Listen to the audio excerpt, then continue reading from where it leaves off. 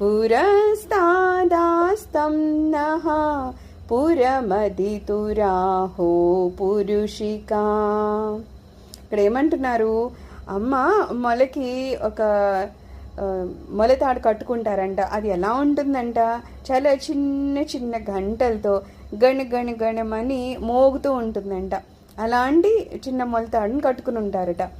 అలాగే అమ్మవారి కుచములు ఉంటే ఎలా ఉంటాయి, ఏనుగు కుంభస్థలాలు ఎలా ఉంటాయి, అలా ఉండి కాస్త భారంగా ఉంటాయంట.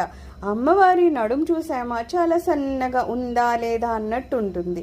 అలాగే అమ్మవారి మొహం చూస్తేనేమో శరత్కాల పూర్ణచంద్రుడు ఎలా ఉంటాడు, ఎంతో ప్రభావవంతంగా ఉంటాడు కదా.